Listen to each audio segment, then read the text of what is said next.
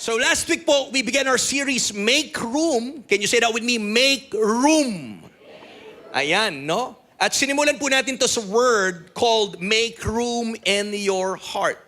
At nalaman po natin, we discovered that God loves to, to fill His people. Pero una po tinitingnan ng Panginoon yung mga surrendered na vessels. Amen. Come on, say surrendered vessels. No? So, all the more po na tayo po pala'y sumusuko. Patuloy anong tawag nito? Patuloy po nating binababa ang sarili natin. Nagiging broken tayo, desperate tayo, surrendered po tayo. All the more na naniniwala po ko na ang Diyos ay patuloy niya po tayong pinupuno. At nalaman po natin last Sunday that before God fills us, ang ginagawa ng Diyos, He invites us, and before He pours out sa atin, God asks us to open up.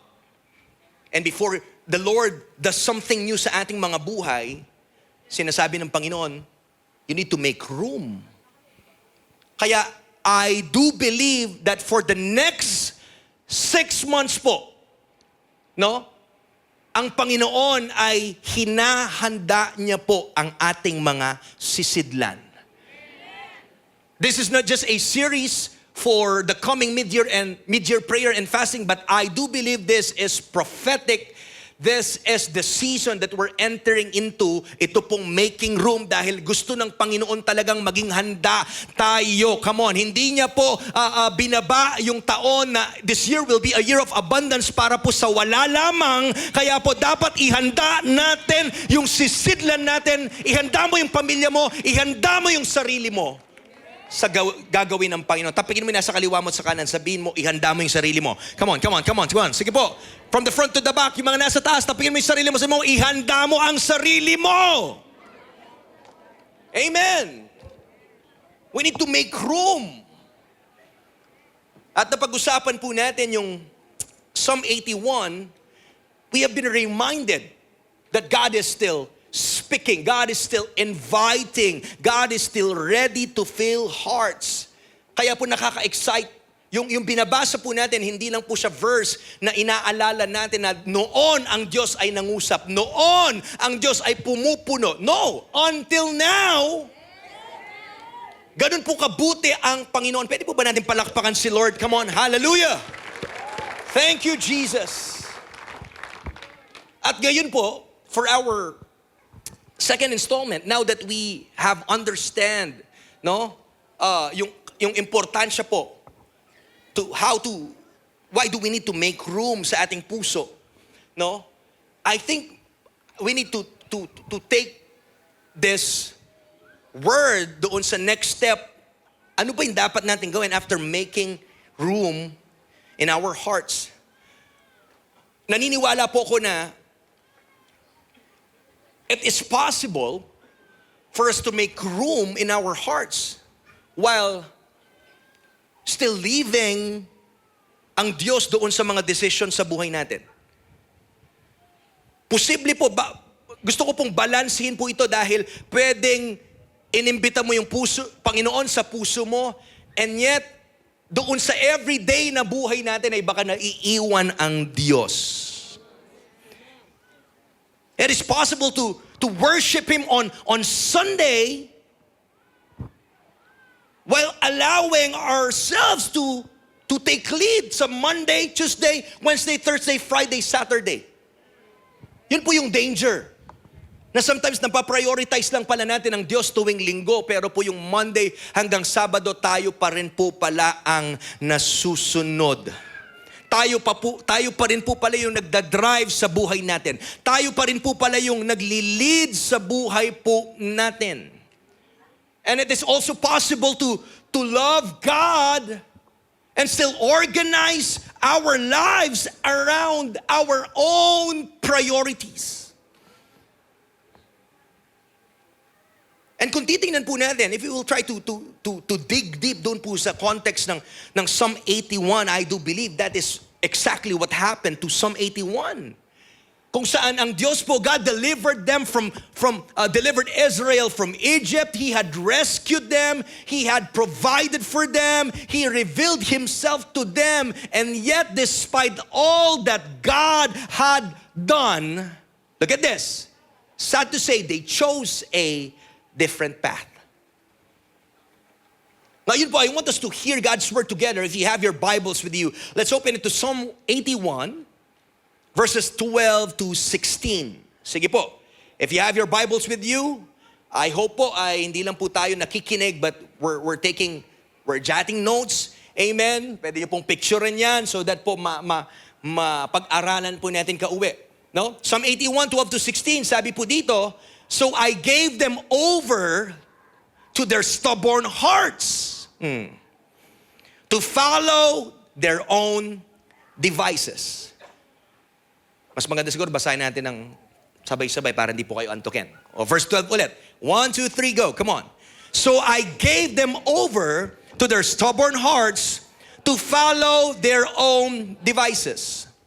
If my people would only listen to me, if Israel would only follow my ways. Verse 14.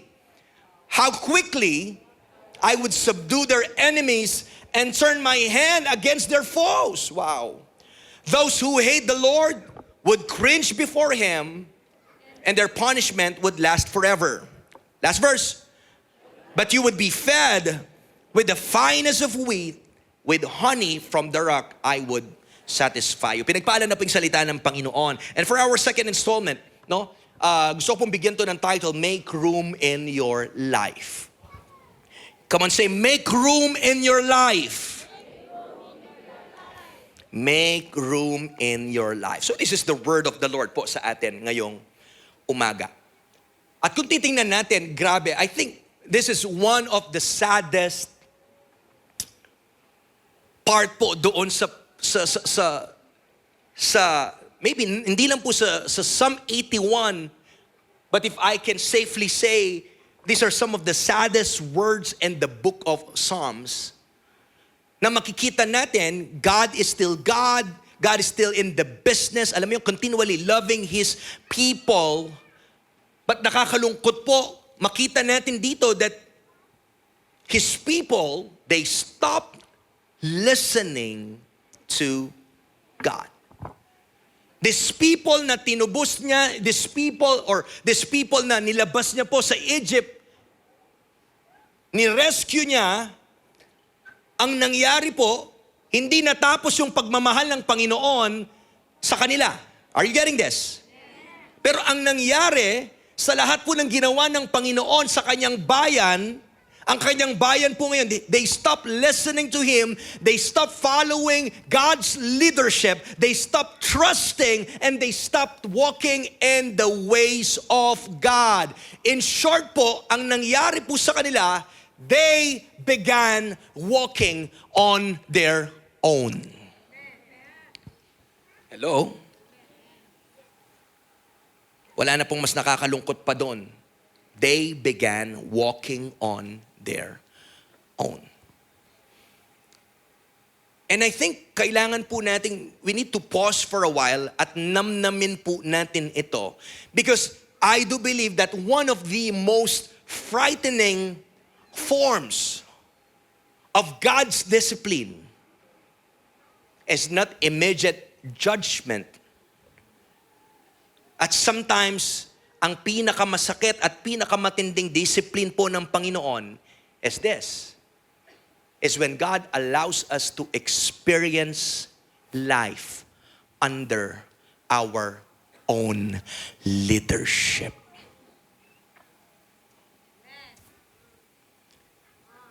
Are you getting this?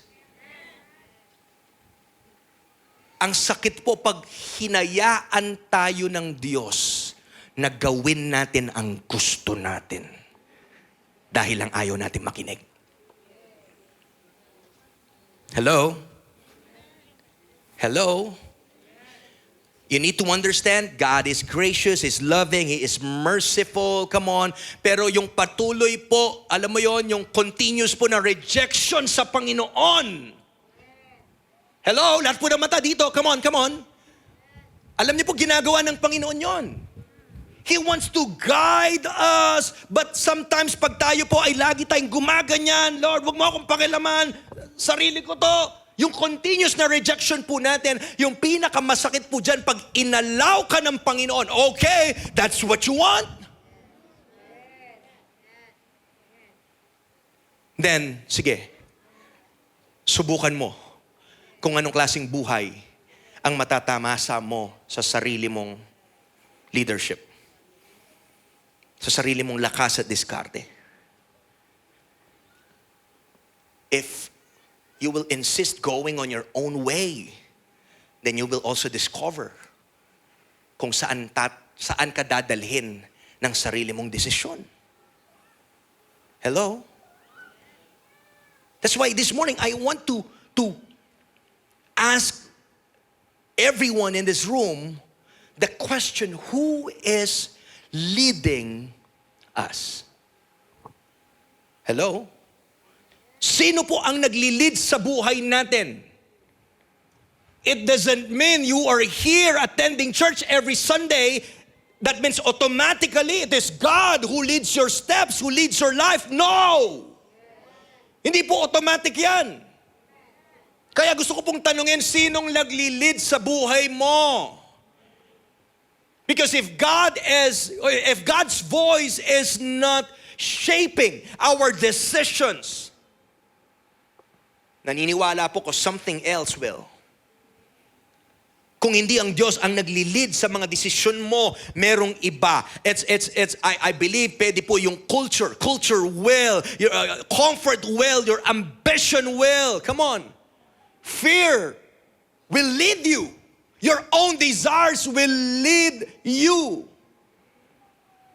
Kaya po kailangan nating maintindihan po yung kahalagahan po nito. Sino ba ang nagli-lead sa buhay ko? Ang Diyos ba o ako? Hello? Maniwala po tayo or hindi, every life, it follows someone's counsel. Aware ka man or hindi, you may be following. You are following someone's counsel. It may be the Lord or your own voice, your own diskarte, or sino man po, pero lahat po tayo, meron tayong sinusundan na boses. And the danger here is when we stop following God's voice, ang nangyayari po, sinisimulan na po nating sundin yung ating sariling boses. Gising pa po ba tayo? Kaya sabi ko, this is one of the saddest parts po ng Book of Psalm, because we can see here that the tragedy of Psalm 81 is not merely that Israel disobeyed, but the tragedy po here is that they forfeited, come on, what God longed to do in their lives because they insisted on directing their own. I'm here to tell you, church, God has promised us this year will be a year of abundance. He wants nothing but the best for you and for me. But we need to understand, hindi po yun automatic. Ang sarap, hindi sinasabi to ng Panginoon sa last quarter ng taon kasi nga ganun kabuti si Lord. Gusto niyang malasap mo, ma-receive mo yung abundance na pinangako niya sa buhay mo ngayong taon.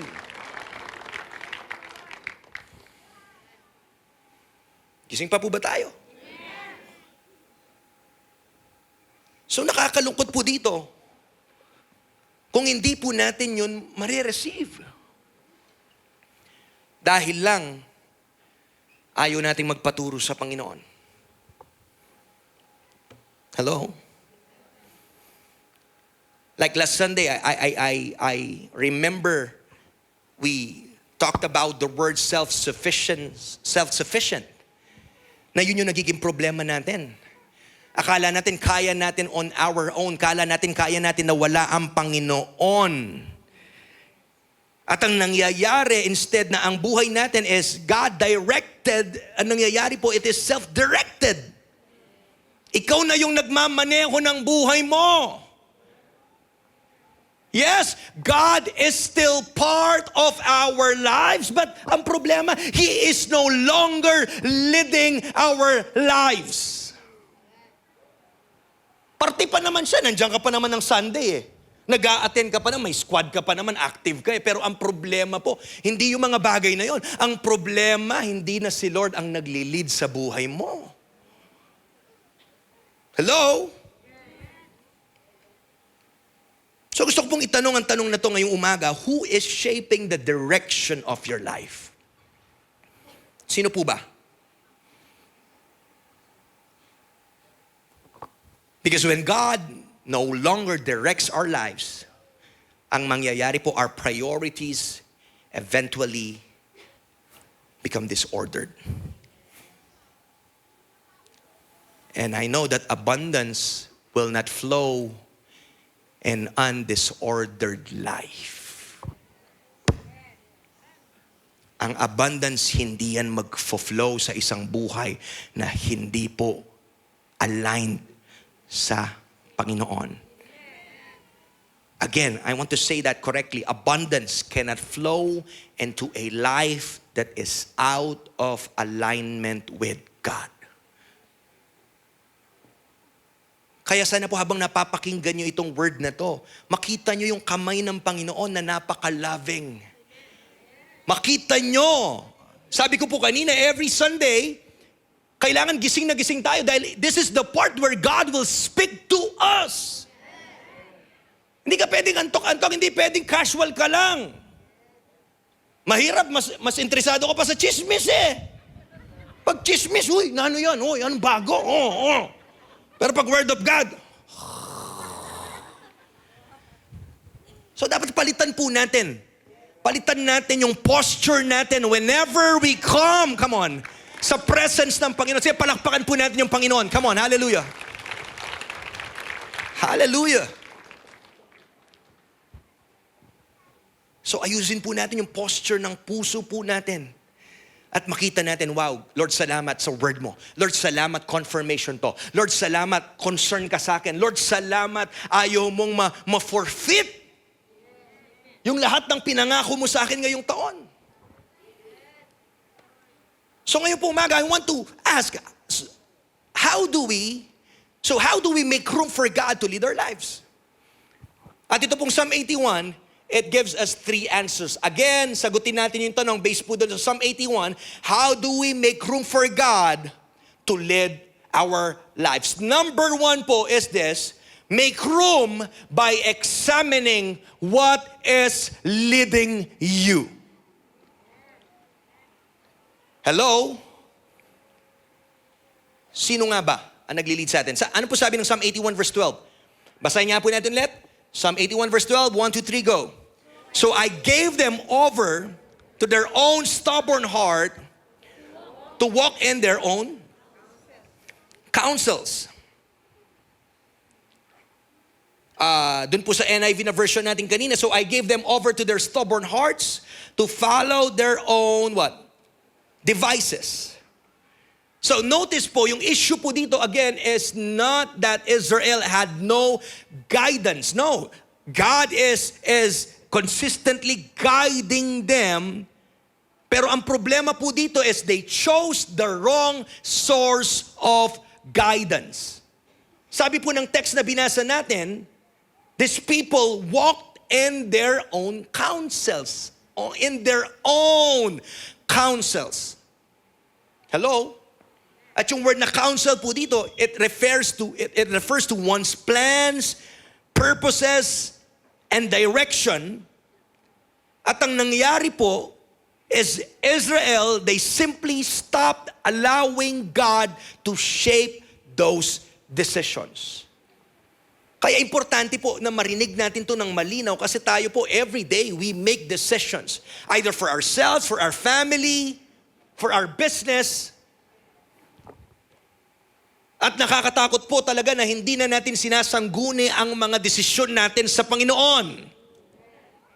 Let me ask you, when was the last time that you inquired of the Lord? Kailan po yung huli na nagtanong ka kay Lord? sa desisyon mo? Kailan po yung huli na pinag-pray mo muna ang desisyon mo bago mo gawin? So instead of following God's counsel, anong nangyari? They trusted their own. Gising pa po ba tayo? Yung mga desisyon po nila ngayon, their decisions were shaped by their what? Sad to say, by their own preferences. Yung priorities po nila were shaped by their own desires. Yung direction po nila was shaped by their own wisdom. And I think this has been truly the struggle of humanity since the very beginning. Makita natin kung babalikan po natin yung story in the Garden of Eden. Yung temptation po dito wasn't merely to eat yung forbidden fruit. But yung issue po na nakita natin dito is it was that they have decided, alam mo yon, gumawa sila ng hakbang apart from God at magtiwala po sila sa sarili nilang wisdom. Dahil pumasok din po yung boses ng kaaway, ng dyablo. Na kung kinain mo yan ay magiging kasing talino mo ang Diyos. Kasing galing mo yung Diyos.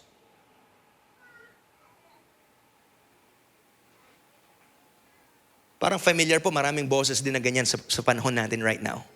Maraming nag-i-impluwensya pong boses sa atin, boses ng media, boses ng culture natin, boses ng mga workmates mo, boses ng kaibigan mo, peer pressure, marami po sa atin. Come on, hindi natin maiiwasan yung mga boses sa paligid natin. That's why we need to pause and pray before we decide. So kung titingnan natin, Psalm 81 po, it reveals the same pattern. When God's people, they repeatedly refused His voice. Again, nakakatakot po na sasabihin ng Diyos, so I gave them over. So I gave them over. Kaya pinabayaan ko sila na gawin nila ang gusto nila. I want to make that clear. It doesn't mean that God abandoned them. No. It means that He allowed them to experience the consequences of living under their own leadership. Hindi sila pinabayaan ng Panginoon. Parang, Franz, pasensya na lagi kang nasa harapan. So imagine, this is us. What God wants is to guide us, to direct us. But sa patuloy po nating pagre-reject sa Panginoon, ang nangyayari, God did not abandon them, but He allowed them. Nandyan pa rin ang Diyos.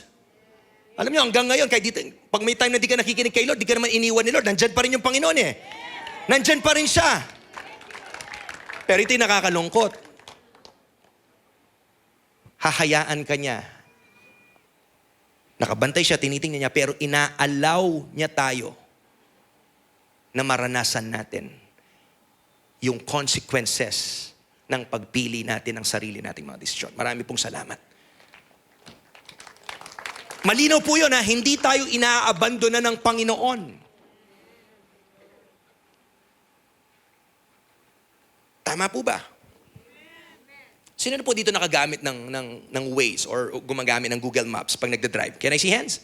No, di ba sa GPS po, ganun din eh. Pag nagda-drive ka, may time na mali yung lilikuan mo, anong nangyayari next? Feeling mo may progress naman eh. Pero actually, yung nangyayari eh, nagre-recalculate po. Ibabalik ka niya, ituturo pa rin niya yung tamang daan sa iyo. But here's the thing, every time you ignore, gumagalaw ka naman eh.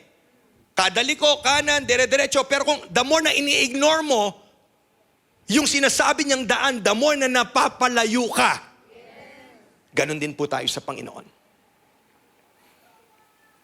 Like the GPS doesn't stop guiding, but it simply what? It simply recalculates.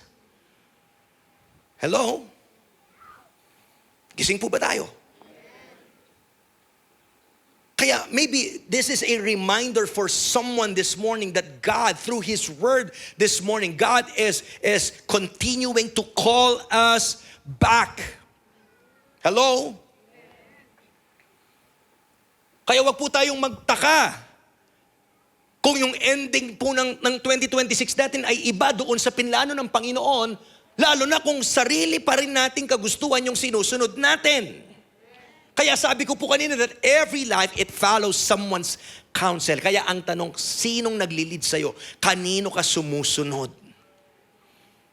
Hello?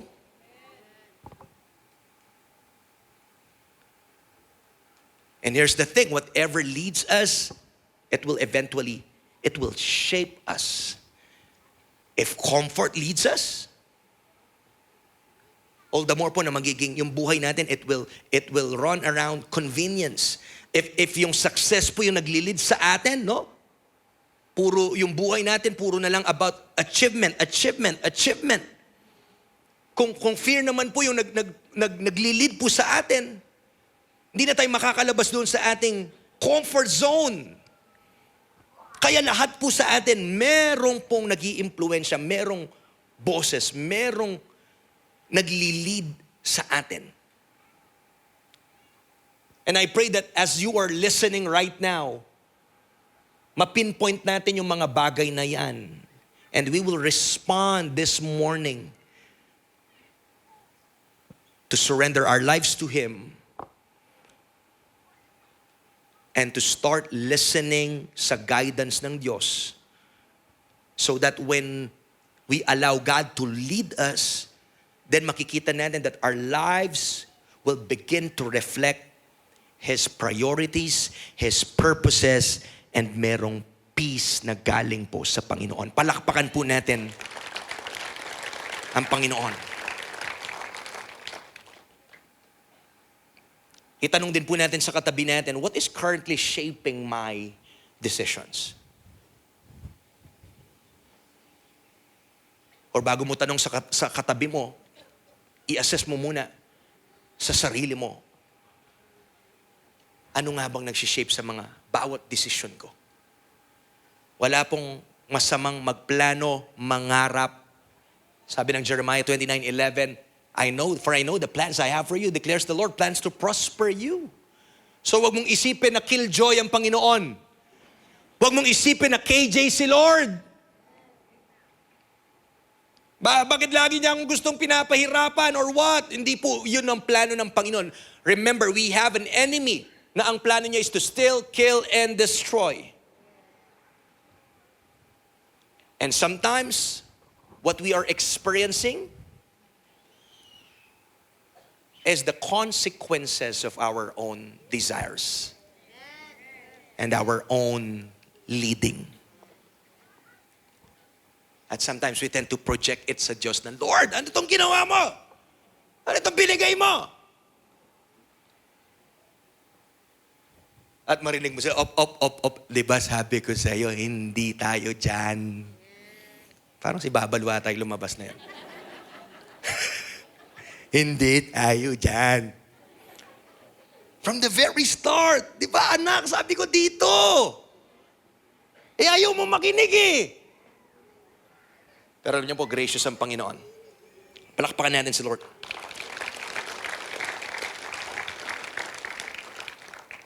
That's number one.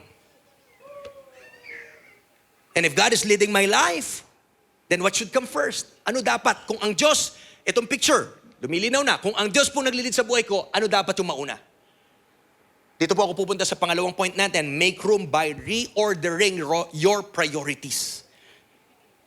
Kung nais po nating ma-receive all that God has in store sa atin, kailangan po matutunan natin to reorder our priorities.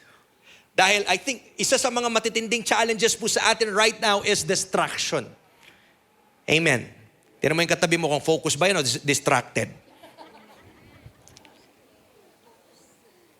Yung iba nakatingin kay pastor pero again, iniisip na, ano nang lunch na mo po ito kanina. May nagtag po sa akin na meme nung minsan na habang baka daw po may nakikinig sa inyo dito at yung katabi ay nakalabas ang cellphone at nagche-check out sa Shopee. O, tingnan mo yung cellphone ng katabi mo, baka tumitingin ng notification. Kaya as much as possible, no? Maging disiplinado po kayo. Paano nyo hawakan? Yung iba nakikinig pero may kachat. So, hindi siguro yan sa darak. Sana nga. Hello? Sana wala po nag-check out dyan. Baka habang nakikinig ng word, pinagpipray, Lord, confirmation, Lord. Hello? So again, reordering our priorities. Isa sa mga challenges ay distraction. I think po nabanggit din po natin ito last Sunday na marami sa atin, di ba? We're not intentionally running away from God, but we're simply what? We're simply distracted, we're crowded. Napaka-busy po ng schedule natin, no? At yung fear of missing out, yung FOMO, yung mga constant na notifications na ayaw mong mapag-iwanan, gusto mo laging nakaabang ka kung anong nangyayari. There are endless of responsibilities, come on. And good things are filling every available space po sa buhay po natin. At ang problema po dito, little by little, di natin napapansin that what should be first now becomes secondary. Kasi nga, distracted tayo. Hello? Ang nangyayari, yung panalangin mo, your prayer life, it becomes what? It becomes occasional. The Word of God sa buhay natin, it becomes optional. At ang church po, sad to say, it becomes convenient. Ibang Kristiyano nakakalungkot, sinisingit lang ang church sa schedule nila. Wala yan sa darak. Sinisingit lang, pag may oras ako, pupunta ako. Pag gusto ko, pupunta ako. Hello? Again, yung dapat na uuna, nagiging pangalawa na. And time with God, it becomes whatever is left over. Pero ang Panginoon po, hindi po tayo tinawag, no? Jesus never called us to fit God into our lives na para bang pinagkakasya mo ang Diyos doon sa schedule mo. Come on. Hindi po ganun dapat. He called us to build our lives around Him. Ang Diyos hindi po dapat tira-tira, hindi dapat sinisingit, hindi pag may oras, pag gusto ko, pag komportable ako. Hello? Hindi po. Hindi ba dapat umiikot ang buhay natin sa Kanya? Hindi ba dapat nakasentro yung buhay natin sa Kanya? That's why He said in Matthew 6:33, seek first the kingdom of God. Sabi, seek first the kingdom of God and His righteousness. Seek first. Yun ang sikreto. Hanggang ngayon po, hindi po nalalaos yan. Yan pa rin ang formula. Yan pa rin ang sikreto. Unahin mo siya. Hanapin mo siya. Hello? Dahil pag ang Diyos po ay una sa buhay natin, believe me, everything will fall into its proper place. Pag inuna mo ang Diyos, there are things that you don't even need to strive. Kasi nga, seek first the kingdom of God and everything will be added unto us. Hindi po yun kalokohan. Hindi po yun suggestion. Hello?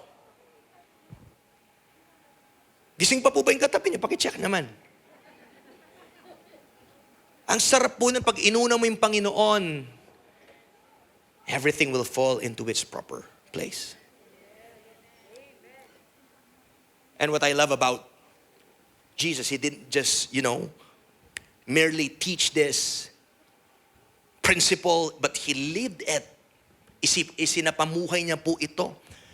Nakita natin yun kay Jesus that throughout His life, He continually placed the Father's will above His own. Kahit gaano siya ka-busy, may time siya to withdraw. Early in the morning, mababasa natin na siya po ay nananalangin. Hinahanap ang mukha ng kanyang ama. Bago siya pumili ng mga disciples, gigising siya early in the morning, ipagpe-pray niya, sino po ang kalooban ng ama? So makikita po natin to. Isinapamuhay po ni Jesus to. Hindi niya lang to basta tinuro. Kaya ang ganda po ng tinuturo ng Panginoon sa atin about priorities. Because priorities, it reveals what? It reveals devotion. Alam niyo po ba yun? Lahat ng bagay na inuuna po natin, what consistently receives our time, our attention, and affection eventually becomes our master. Gustuhin mo't hindi, ito po ang totoo. Kung sinong nakakakuha ng oras mo, ng puso mo, ng lakas mo, believe me, yun ang master mo. So if we say that Jesus is our Lord, He's our master, then it should challenge us na mag-reflect po ito sa ating buhay. Hello? Tama po ba? Kung titingnan po kaya yung mga kalendaryo po natin, if someone will try to look at our calendars, our spending, our habits, what would they conclude is first in our lives? Pag sinilip po kaya sa isang linggo, anong pinagkakaabalahan natin? Anong inuunan natin? Saan natin binalagay yung pera natin and everything? Ano po kaya yung makikita nilang una sa buhay natin? Kung puro trabaho po yan na wala ang Diyos, hindi po masama ang trabaho, pero ang trabaho dapat naka-under yan sa Diyos. Every day in the morning, Diyos muna. Hindi lang po sa morning, hindi lang po sa pagtulog. Lahat po ng ginagawa natin, decision mo, habang nagtatrabaho ka, nakikipag-meeting ka, pwede yung utak mo rin. Umihingi ka ng wisdom kay Lord or what? Sa lahat nga po, sentro ang Diyos. So ano po kaya yung makikita nila? Sino po kaya masasabi nilang una sa buhay natin?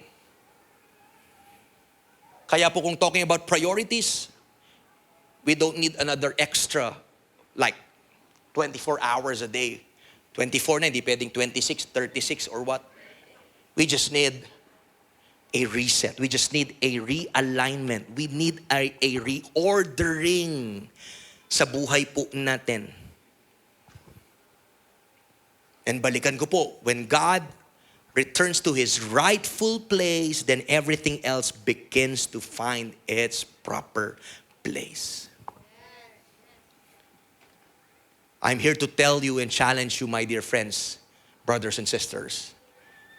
God doesn't simply want a place in our lives, but you need to understand He deserves the first place. Ayaw lamang ng Diyos na meron lang siyang lugar sa buhay natin. Ayaw ng Diyos na meron lamang po siyang kaunting space dyan sa buhay mo. Believe me, He deserves the first place. And when our lives are aligned under His rule, then we position ourselves to experience the blessings He desires to give. Kaya paulit-ulit po, from the very start ng taon, we are already talking about alignment. Kasi pag na-align tayo sa kalooban ng Diyos, ayan, pinuposisyon natin ang sarili natin na matanggap yung mga pagpapala na nais ng Diyos na ibigay po sa atin. Tuloy po natin yung text later po sa Psalm 81. Sabi nun po ng Diyos again, "Oh, that my people would listen to me. I would quickly subdue their enemies. I would satisfy them with honey from the rock." So makikita po natin dito, no? Na yung obedience po ng Israel, it positioned them to enjoy what God had already desired to give. Kaya ang ganda po, pag nagkakaroon po tayo ng isang puso na sumusunod sa Panginoon, talaga pong ang blessing ni Lord, look at me, yung blessing ni Lord, hindi mo kailangan niyang paghirapan. Ulitin ko po, hindi ata convince ang iba sa atin.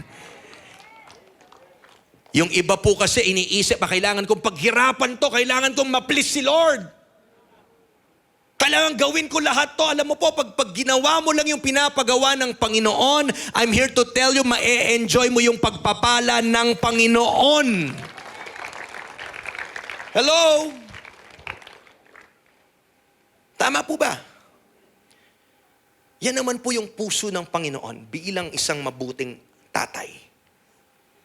He wants to really bless us, to fight for us, to satisfy us, to provide for us. Kaya, sana po makita nyo kung paano nais ng Diyos na makita natin na yung kanyang mga, His decrees, His commands, His statutes. Look at this. God's commands are never meant to rob us, but they are meant to lead us into the life He knows is best. Huwag mong isipin na ang pastor, parang ang hirap sundin nito. Yes, I know po may mga bagay na parang, alam mo yon, ang hirap is-surrender. It's very hard to really, in our own way, it's really hard to walk perfectly. And nobody will. Wala po talagang kayang lumakad perfectly sa mga pinapagawa ng Panginoon. Pero gusto ko po makita sa bawat isa sa atin na hindi mo naman kalaban ng Diyos. Ulitin ko po, hindi ko lang nasama dyan, pero na-quote po ni John Piper that God is not killjoy. Huwag mong isipin na ayaw kong isuko yung buhay ko. This is the reason why I don't want to be a Christian, or I'm not ready, pastor, to surrender these vices to these things that I love. Yun yung utak natin eh. Ayoko, di pa ako ready isuko to. Nag-i-enjoy pa ako dito. No. Nakafocus ka sa mga bagay na isusuko mo. Pero hindi mo naiisip yung mga bagay na matatanggap mo pag naisuko mo ang pinapasuko ng Panginoon. Again, sabi ni John Piper, God is not killjoy, but He only kills. What? I forgot the exact. Hindi killjoy ang Panginoon, but He is after what kills joy. Yung ayaw ng Panginoon, yung mga ibang bagay na kumukuha sa totoong joy mo, yun. That's why I always say this, the cross is a plus sign. The cross is an addition to your life. Palakpakan mo ang Panginoon. Ang cross, isang plus sign yan. Hindi ibig sabihin, pag in-embrace mo si Jesus sa buhay mo, hindi ka nababawasan ng nababawasan, nalulugi. Hindi. Mas lalo ka nga pag nagpapala, lalo ng Panginoon. Palakpakan po natin yung Panginoon. Come on. Huwag niyo pong kalimutan yan. Huwag kang matakot. If there are some people here, I don't know, if meron bang bisita po this morning, or wala ka pang personal na relasyon sa Panginoon, I'm here to remind you, huwag kang matakot, isuko mo yung buhay mo sa Panginoon. I'm not saying it will be a storm-free life or a worry-free life. No. We will still have problems. But the good news is, Jesus, the way maker, is with you. The Prince of Peace is with you. Palakpakan po natin ang Panginoon. Kaya sabi po ng children song na if Christ is, Christ in my vessel, I can smile at the storm. Kung si Jesus daw ay nandun sa bangka ko kahit bumabagyo, kaya kong ngumiti at maging payapa kasi kasama ko ang Diyos. Come on, hallelujah. Come on, sige po, malakas na palakpak, come on. Hallelujah. If you agree, nakasama mo ang Diyos. Come on, hallelujah. Until now. Inabot ka pa sa araw na ito. Ang dami na pong, grabe, ang dami mo ng pinagdaanan. Tignan mo yung katabi mo. Sabihin mo, congrats! Congrats kasi mabuti si Lord sa buhay mo. Tapat si Lord. Kung sa atin lang, hindi po tayo tatagal, wala na po siguro tayo. One more time, palakpakan po natin ng Panginoon. So, wag nyo pong isipin, lastly, wag nyo pong isipin na pag in-embrace mo yung Panginoon, namuhay ka ng isang buhay na sukong-suko, ay maraming mawawala at nanakawin sa'yo. No. Kabaliktaran po nun, maraming idadagdag si Lord sa'yo. And lastly, number 3, make room by walking in what you already know. Psalm 81:13, oh, that my people would listen to me, that Israel would walk in my ways. I think the same Hebrew word po that we looked at last week appears here again. Yung word na shema, no? Shema, to listen, means it's more than hearing God's voice. Nalaman po natin yung last Sunday. No? But hearing God's voice has this intention of responding, doing, obeying. So it means responding with obedient trust. Not just hearing. Again, obeying. Yung issue po dito, hindi lang po after tayo sa information, but gusto ng Panginoon merong application. And the problem here, many times we think the breakthrough that we're waiting for, it requires new revelation. Tingnan niyo po na maigi to. Minsan iniisip natin yan. Kaya maraming Kristiyano gagad sa prophetic word.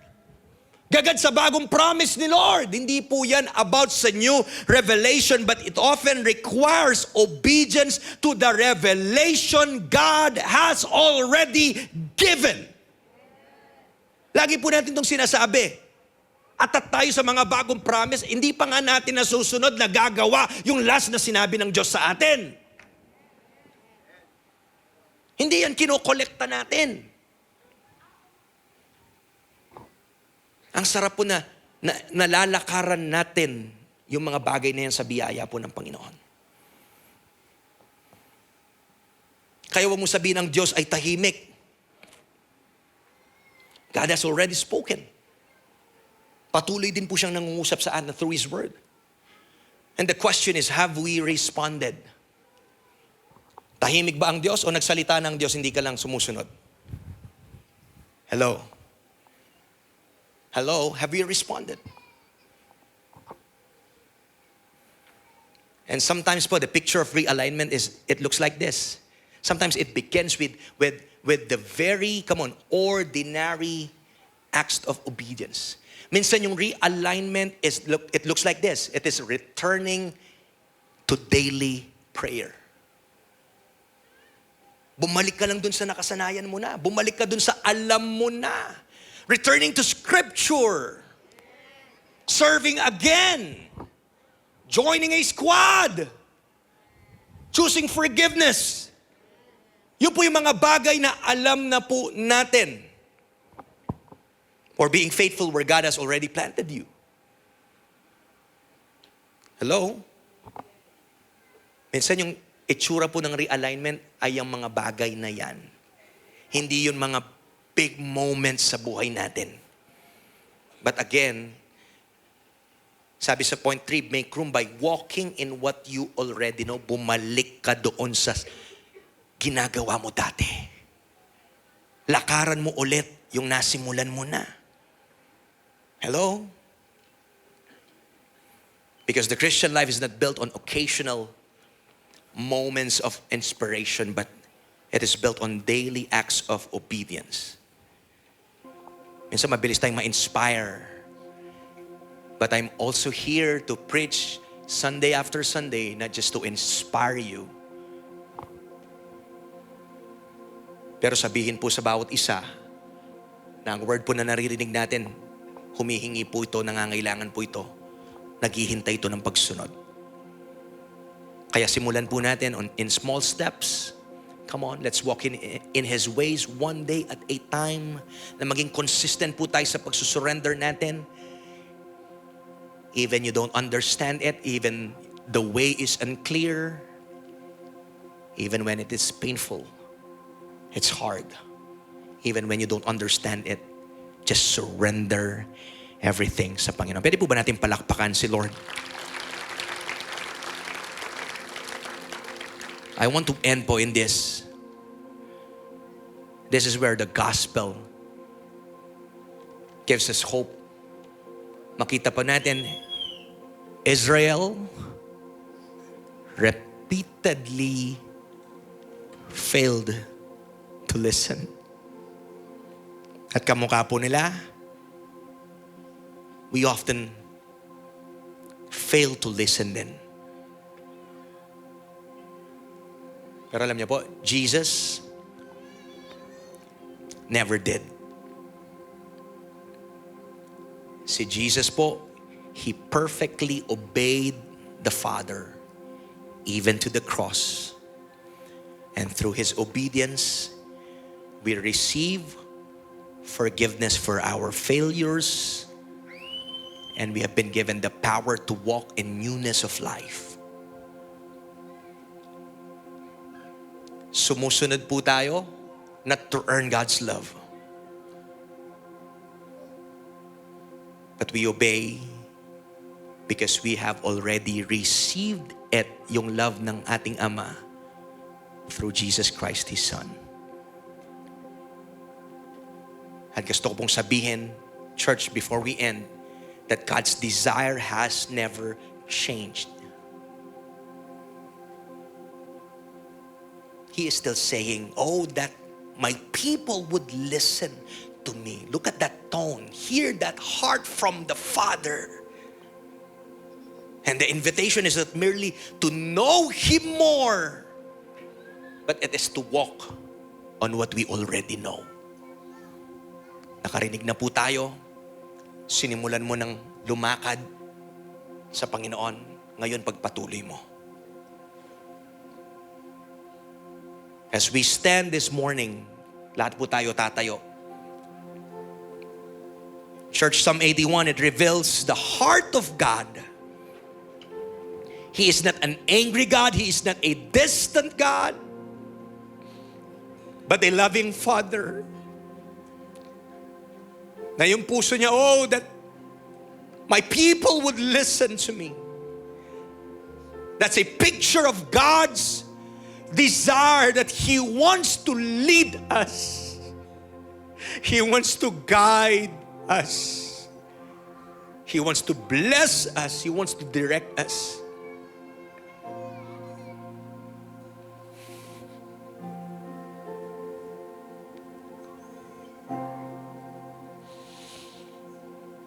Ang ginagawa po ng Diyos, He never forces His way into our lives. But instead, He lovingly invites us to trust Him, to follow Him, and to walk in His ways.